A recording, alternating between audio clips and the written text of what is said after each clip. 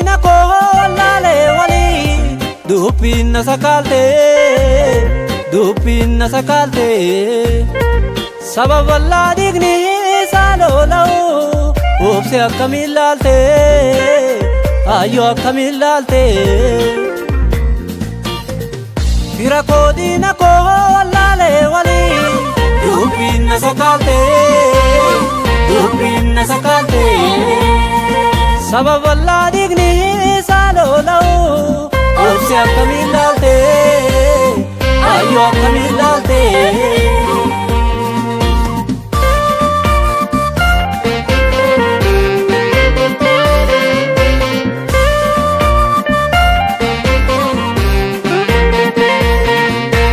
sabuma keenyaaf qophaakiyyoo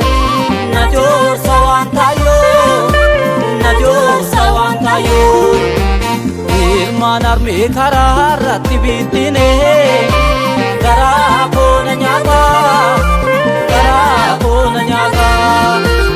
hunduu kaayyoo isaa galmaan ga'u Oromoo qabataa Oromoo naadataa imimmaan armee koo barumaan rooba akka rooba gannaa nuti waliin tuqii yaalammii koo mewaa roobannaa mewaa ilmannaa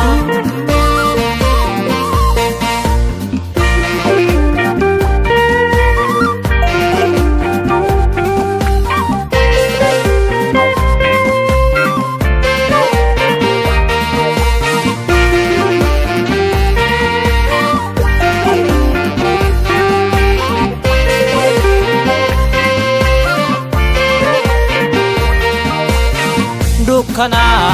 gabrummaa yaa baanuu yaa sabaa dukkana ofiittummaa yaa baanuu yaa lammii Oromoo tokkicha seeraa gadaa lubbichaa abbaa hirree of jaallataa garuu dhufeetti galcha garuu dhufeetti galcha garuu dhufeetti galcha garuu dhufeetti galcha galcha galcha galcha galcha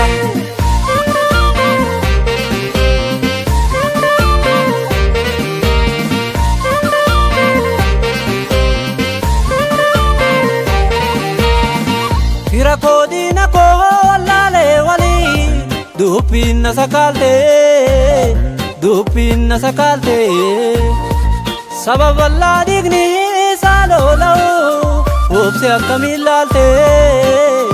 ayyoo akkamiin laaltee fira koo diina koo wallaalee walii dubbiin na sakaaltee sababa wallaa dhiigni isaa lola'u obse akkamiin laaltee ayyoo akkamiin laaltee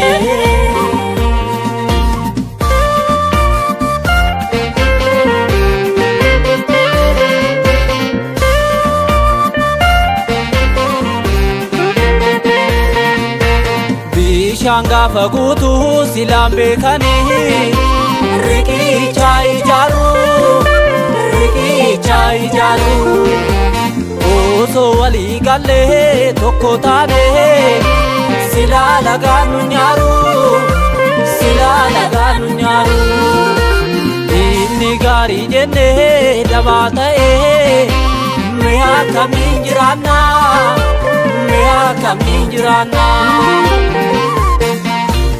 akka loowwan abbaa hin qabne karaa deemaan oofamnaa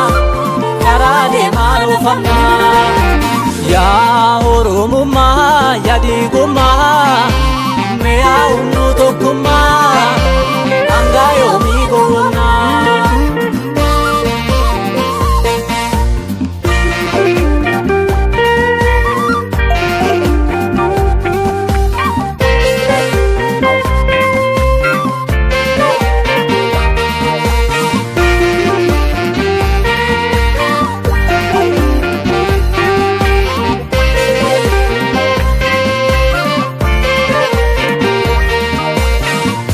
dukkana gabrummaa yaa baanuu yaa sabaa dukkana ofiittummaa yaa baanuu yaa lammii Oromoo